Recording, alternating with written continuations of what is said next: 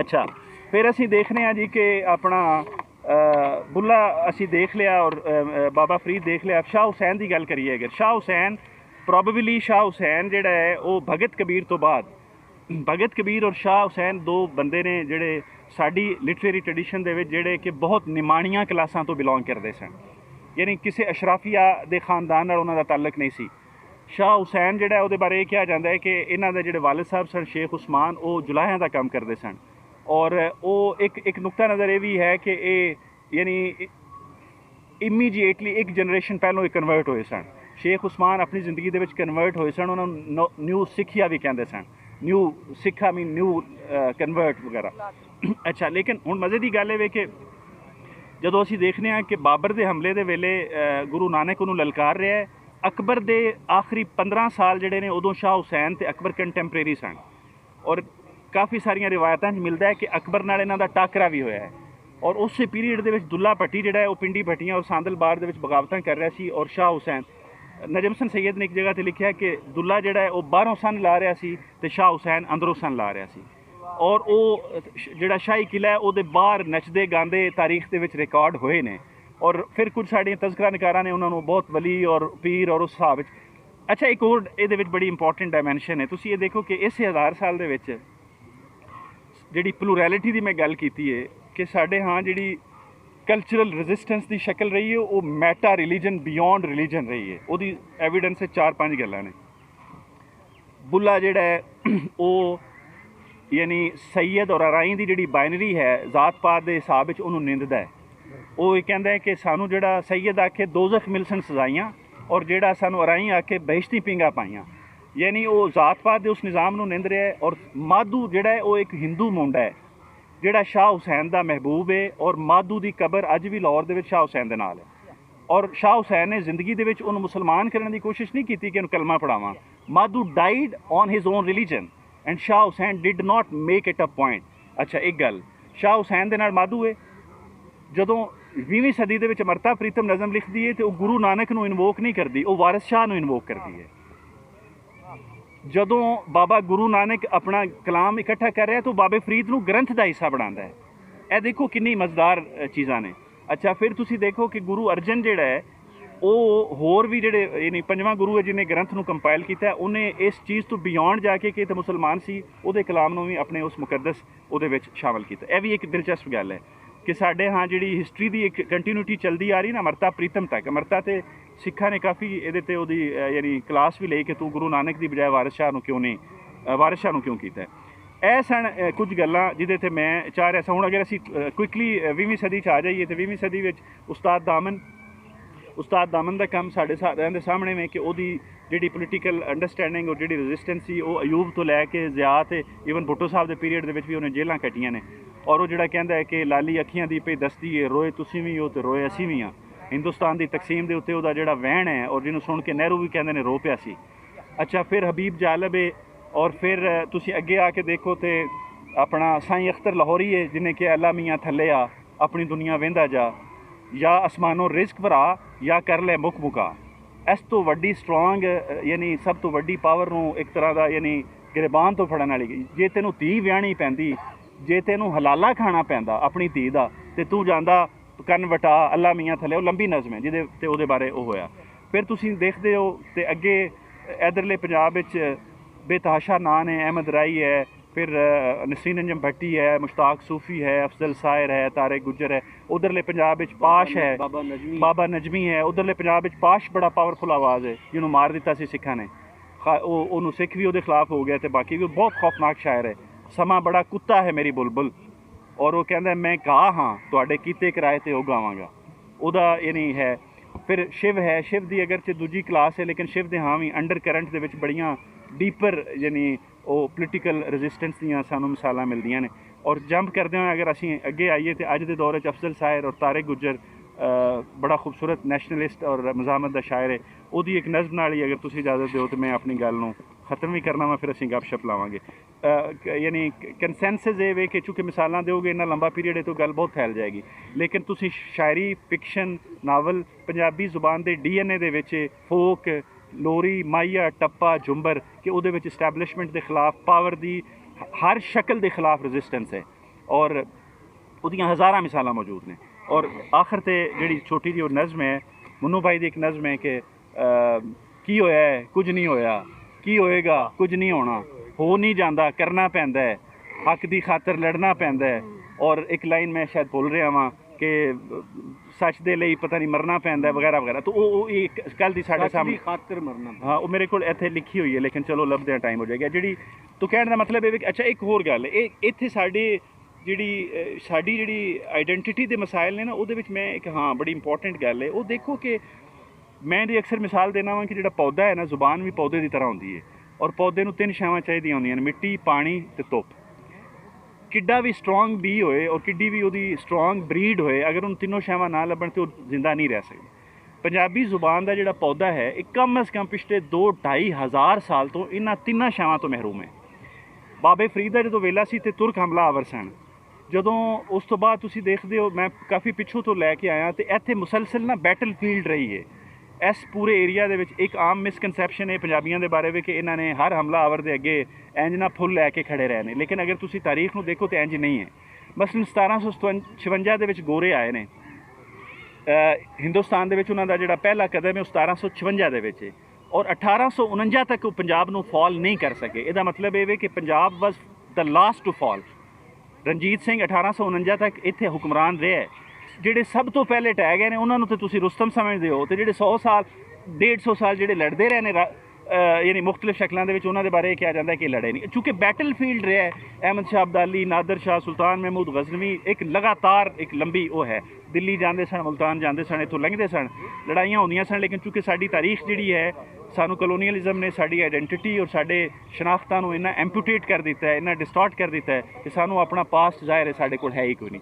ਇੱਥੇ ਮੈਂ ਇਹਨੂੰ ਵਾਈਂਡ ਅਪ ਕਰ ਰਿਹਾ। ਨਜ਼ਮ ਛੋਟੀ ਜਿਹੀ ਨਜ਼ਮ ਹੈ ਉਹ ਮੈਂ ਸੁਣਾਉਣਾ ਚਾਹੁੰਦਾ ਵਾਂ ਤਾਂ ਕਿ ਸਾਨੂੰ ਕੰਟੈਂਪਰੇਰੀ ਸੈਂਸਿਬਿਲਿਟੀ ਦਾ ਵੀ ਥੋੜ੍ਹਾ ਜਿਹਾ ਅੰਦਾਜ਼ਾ ਹੋ ਜਾਏ ਔਰ then we will move for the discussion. ਹਾਂਜੀ ਸਰ ਇਜਾਜ਼ਤ है नज़म जनाब। वो ये है जी कि किन्ने गौतम आ चुके। तारिक गुजर ये इस वक्त लैया में मौजूद है और टीचर है और पंजाबी दा यानी काफ़ी अच्छा शायर है और रेजिस्टेंस की बड़ी खूबसूरत शायरी उन्हें की थी। किन्ने गौतम आ चुके, किन्ने भगत कबीर,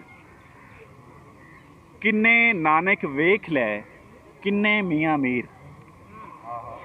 किन्ने गौतम आ चुके, किन्ने भगत कबीर, किन्ने नानक वेख लै, किन्ने मियाँ मीर, किन्ने कलमे पढ़ लै किन्ने मजहब वटा। किन्ने कलमे पढ़ लै किन्ने मजहब वटा, कैसी कैसी रत नाल लई अपनी जद वटा। साडी चारे मौसम ताड़ विच तलाश विच खोज विच, साडी चारे मौसम ताड़ विच, साडी सूहां विच हर रुत।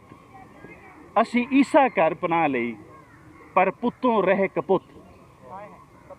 पुत्तों रहे कपुत यानी इत्थों दे माड़े लोग जदों ईसाई कन्वर्ट होए तो फिर भी वो चूड़े ही रहे।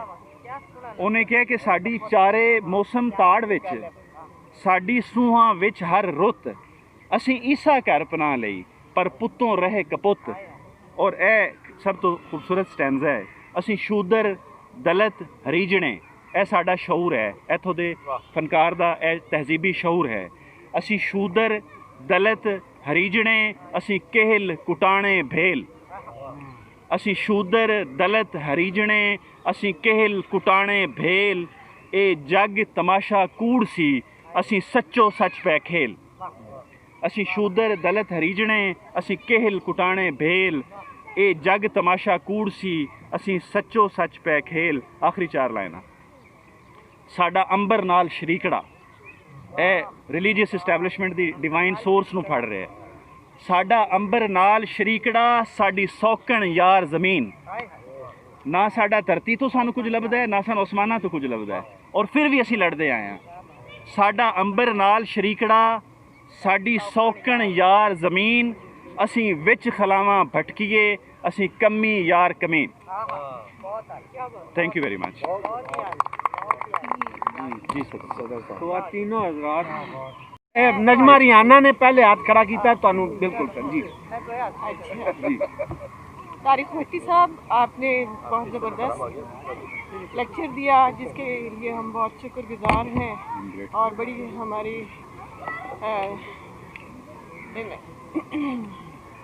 हमने काफ़ी सीखा आपकी गुफ्तगू से।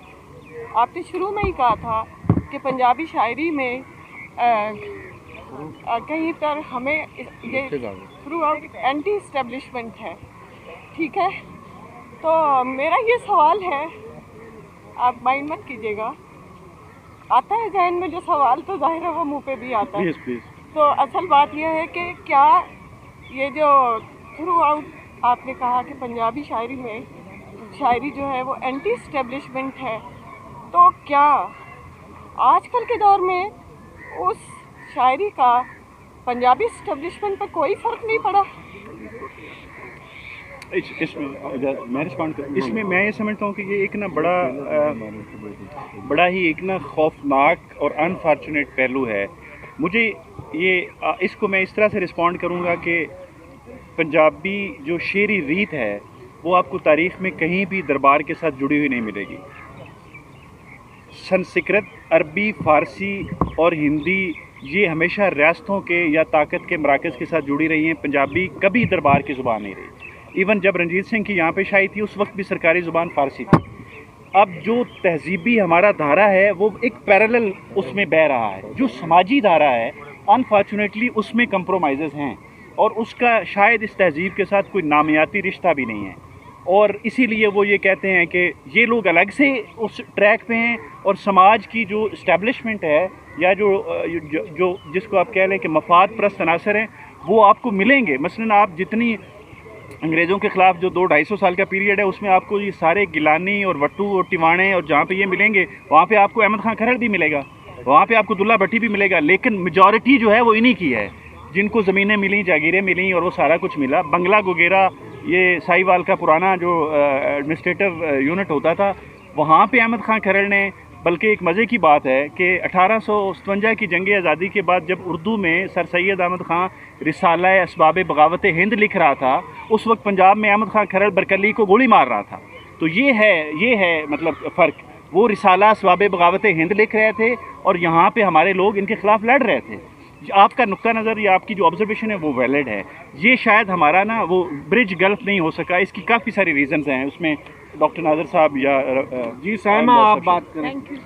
मैं सबसे पहले तो अंग्रेज़ी कमेंट या पंजाबी च मैं ਤੁਹਾਡਾ तारीफ करना चाहती हाँ।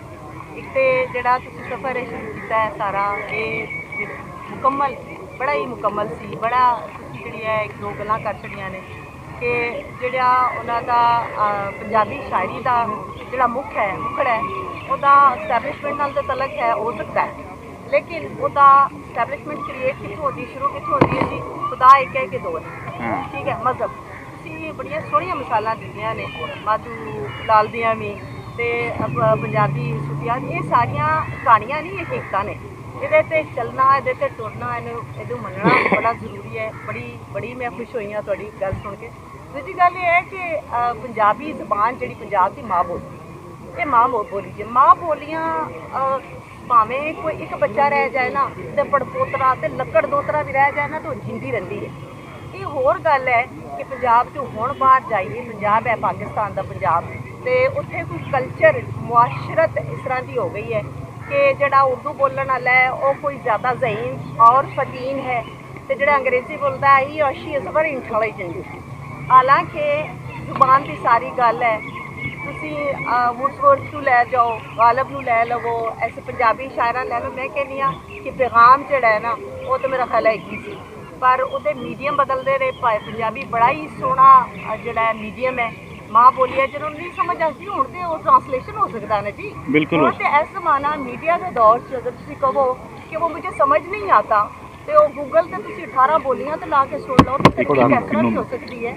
ਜਿਹੜੀ ਐਸਟੈਬਲਿਸ਼ਮੈਂਟ ਦੀ ਤੁਸੀਂ ਗੱਲ ਕਰ ਰਹੇ ਹੋ ਉਹ ਜਿਲੇ ਇਰਾਦਾ ਹੋਏਗਾ ਕਿਸੇ ਦਾ, ਜਿਲੇ ਕੋਈ ਪੰਜਾਬੀ ਨੂੰ ਕੋਈ ਚਾਹੇਗਾ ਕਿ ਮਾਂ ਬੋਲੀ ਇਹ ਜਿਹੜੀ ਅੱਗੇ ਵਧੇ, ਤਾਂ ਤੁਸੀਂ ਦੇਖ ਲਵੋ ਕਿ ਹੁਣ ਗੂਗਲ ਨੇ ਵੀ ਫਾਰਸੀ, ਅਰਬੀ, ਫਰੈਂਚ ਕਰ ਛੱਡੀ।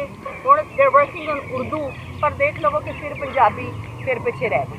ਉਹ ਫਿਰ ਸਾਨੂੰ ਜ਼ੋਰ ਲਾਉਣ ਦੀ ਵੀ ਬੜੀ ਜ਼ਰੂਰਤ ਹੈ। ਉਹਦੇ ਅਖਬਾਰਾਂ ਰਸਾਲੇ ਆ ਰਹੇ ਨੇ। ਮੈਂ ਪਿੱਛੇ ਇੱਕ ਮਹਿਫਲ 'ਚ ਗਈ, بڑے فاضل بندے کہنے لگے اب مجھے یہ بتائیں کہ پنجابی کی جو اخبار آتی ہے کہ نہیں، میں 5 دے رکھ چکی. بات یہ کہ تمہیں پتہ بھی ہونا چاہیے. بڑی میں خوش ہوئی ہوں اس محفل سے آ کے تھوڑی گفتگو سن کے. یہ محفل آباد رہنیاں چاہیے، گلاں ہونیاں چاہیے، بہت شکریہ، ہونیاں چاہیے، تنقید بھی ہونی چاہیے، کوئی آواز سے آوے. بہت شکریہ سائمہ جی. سجاد مہدی صاحب. یہ تو میں آپ کے ساتھ ایگری کرتا ہوں کہ پنجاب کا مسائل بھی ہے. ایون یہ کہ آپ نے ابھی بھی اپنی کیلکولیشن جو ہے نا بڑی تیز وہ لیکن وہ اس کا سماجی ایسپیکٹ ہے. مطلب میں اسٹیبلشمنٹ پہ نہیں، اسٹیبلشمنٹ ایک بری چیز ہوتی ہے، وہ ہمیشہ سے ہوتی ہے، اس کے اپنے مفادات. ٹھیک ہے. لیکن جو ایک عوام ہوتا ہے اس کے اندر اس مسائل کی شاعری کی ہے، جو ایکسیپٹنس. آپ نے بلو شاہ کا بھی واقعہ بتایا، آپ نے شاہ حسین کا، مطلب یہ سب اپنے دور کے معقول لوگ ہیں. وہ ایکسیپٹنس عوامی سطح آتے، اسٹیبلشمنٹ سے تو ایکسیپٹنس نہیں ہوتی، مگر پبلکلی جو ایکسیپٹنس ہے وہ مجھے آج بھی نہیں نظر آیا. اس کے کیا ریزن؟ مجھے لگتا ہے یہ بڑی ٹرکی بات ہوگی. مجھے لگتا ہے کہ پبلکلی شاید ایکسیپٹنس تب تو تھی. اب یہ پچھلے 50 سالوں میں جو ہماری سوشل انجینئرنگ ہوئی ہے، خاص طور پہ اصل میں یہ اتنا کمپلیکس ایشو ہے کہ جب آپ دیکھتے ہیں نا ہندوستان میں جو آخری 50 سال تھے 1906 سے آنورڈ جو ہماری یہاں پہ آئیڈینٹی کی فارمیشن ہوئی مسلم لیگ کی بنیاد کے بعد، اور چونکہ اس وقت ایک آکوپینٹ فورس موجود تھی تو ریلنگ پوائنٹ مذہب بنا انفارچونیٹلی. وہ 47 کے بعد تھوڑا سا بیچ میں ہے، لیکن ضیاء کے بعد تو آنورڈ پھر ہماری سماجی انجینئرنگ بڑی خوفناک طریقے سے اور طرح سے ہو گئی. اب تو سپیس کا نہ ہونا سمجھ آتا ہے، لیکن اس سے پہلے بھی آپ دیکھیں کہ جو پنڈت تھا، جو مولوی تھا، جو دربار تھا، جو شاہی تھی، وہ طاقت کے ذریعے ان کو وکٹمائز کرتی تھی، لیکن عام بندہ ان کے ساتھ تھا. مثلا آپ دیکھیں کہ شاہ حسین جو ہے یہ ماضی قریب تک لاہور کا سب سے بڑا جو میلہ چراغاں تھا وہ شاہ حسین کا میلہ تھا، جس میں ہر گھر کی دہلیز پہ بنڈیر پہ چراغ جلتے تھے، چاہے وہ ہندو ہوتے تھے یا مسلمان ہوتے تھے. میلہ چراغاں سب سے بڑا کلچرل ایونٹ تھا.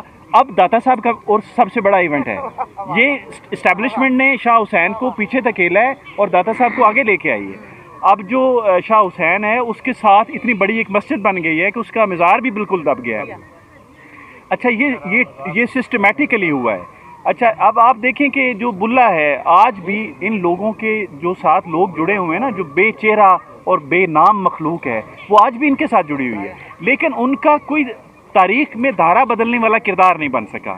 اس کے پیچھے پھر کوئی میرا خیال ہے کہ کوئی عالم فاضل بتائے، مجھے تو سمجھ نہیں آتی کہ وہ کیا وجوہات ہیں کہ وہ کنورج کیوں نہیں ہو سکے. واصف صاحب، سب سے پہلے تو میں کہوں کتنا بھی سخت کرونا ہے، اگر ایسے لیکچر ہیں تو میں آؤں. Thank you very much. اگر اتنے اچھے لیکچر ہیں میں کرونا کی کوئی پرواہ نہیں. بہت شکریہ طارق صاحب آپ آئی ایم سو گریٹفل. اچھا یہ ماں بولی جس کو آپ فرسٹ لینگویج کہنا شروع کر دیا ہے، پہلے تو مدر ٹنگ کہتے تھے، اب فرسٹ لینگویج کہنا شروع کر دیا. یہ بہت ضروری چیز ہے. یہ بیسک چیز ہے آپ کی کسی بھی سوسائٹی میں بچے کی اٹھان کے لیے ضروری ہے کہ اس کی ماں بولی ہونی چاہیے. اور اسی وجہ سے پرائمری تک کی تعلیم آپ کو ہے کہ آپ بچے کو پھر آگے بھی آپ کر سکتے ہیں. افسوس یہ ہوتا ہے مجھے کہ یہ 2002 یا 2003 کی بات ہے، پنجابی کو قومی زبان بنانے کے لیے ایک مظاہرہ تھا اور 4 لوگ اس میں لگے، صرف 4 لوگ. یہ بات ٹھیک ہے. یہ اتنے افسوس کی بات ہے کہ ہماری اپنی جو پنجاب کے لوگ ہیں وہ اپنی زبان سے اس قدر مخلوط کرتے ہیں. ایسے ہی ہے. اور یہ بہت افسوس کی بات ہے. اس کے لیے کیا کرنا چاہیے؟ کیونکہ ہم لوگوں کا یہ بھی فرض ہے کہ یہ نہیں کہ صرف اردو کا ہے، نہیں، سندھی ہے، پنجابی ہے، بلوچی ہے. اگر کسی زبان کو اس کا حق نہیں مل رہا تو کیا اس پلیٹ فارم سے ہم نہیں یہ بات کر سکتے کہ پنجابی کو کیوں نہیں مل رہا؟ ہم خود DWA ایک چھوٹا سا पंजाबी बोली, कौमी बोली सब वो लेके हम सब 2 घंटे के लिए प्रेस क्लब पे आगे नहीं बैठ सकते।